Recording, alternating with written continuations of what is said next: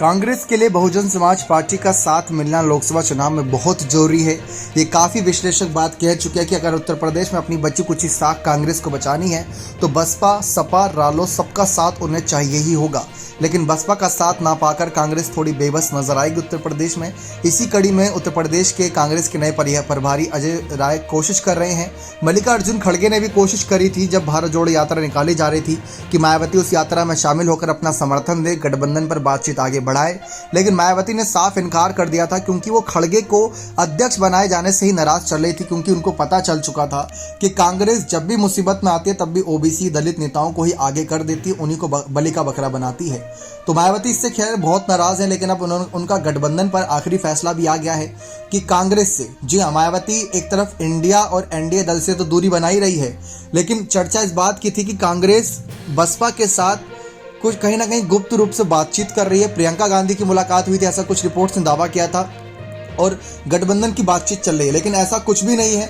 मायावती ने कहा कि ये सब फेक खबर थी, फेक खबर फैलाई जा रही है ताकि एक माहौल बनाया जाए, लेकिन ऐसा कुछ भी नहीं है। उन्होंने साफ तौर पर कहा, उन्होंने ये भी कहा कि इस समय बीजेपी और कांग्रेस ने देश में जो हालात बना रखे हैं ना, वो हालात गरीबों के लिए, बेरोजगारों के लिए, महंगाई के लिए, सबके लिए बहुत ज़्यादा चिंता का विषय है, क्योंकि इन हालातों से देश उबर नहीं पाएगा।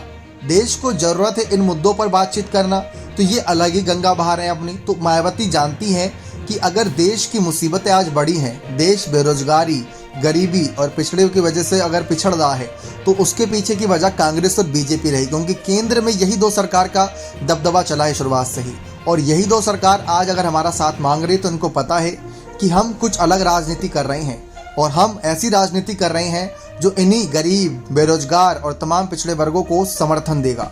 लेकिन कभी भी कांग्रेस ऐसा नहीं करती। कांग्रेस सत्ता में आने के बाद ओबीसी दलित नेताओं को आगे रखती है, लेकिन उनके समाज को भूल जाती है, उन लोगों के लिए कुछ नहीं करती। तो मायावती ने अपना आखिरी फैसला सुनाते हुए साफ कह दिया है कि वह किसी भी पार्टी के साथ गठबंधन नहीं करेंगे।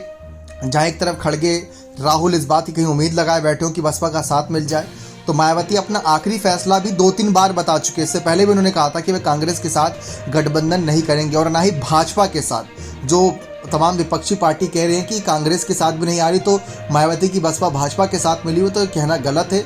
मायावती किसी के साथ गठबंधन नहीं कर रही, लेकिन कुछ क्षेत्रीय पार्टी, कुछ छोटी पार्टी के साथ गठबंधन जरूर कर रही हैं। तो ये कांग्रेस के लिए थोड़ी मुसीबत है, क्योंकि अब देखते हैं उत्तर प्रदेश में कांग्रेस ये बात जानती है कि लोकसभा चुनाव और विधानसभा चुनाव अलग होता है। लोकसभा के चेहरे अलग होते हैं, विधानसभा के चेहरे अलग होते हैं। जैसे उत्तर प्रदेश में मान लीजिए कोई अगर विधानसभा सीटों का चेहरा है, शिवपाल की बात कर ले, तो वो विधानसभा तक सीमित है, उनका चेहरा वहाँ बहुत चलता है, उनके नाम से वहाँ अच्छी खासी सीटें आ जाएंगी। लेकिन जब बात लोकसभा चुनाव की आती है तो वहाँ दाल नहीं गलती चाचा शिवपाल की, इतनी नहीं गलती जितनी उम्मीद होती है। लेकिन बसपा का वही काम चल जाता है।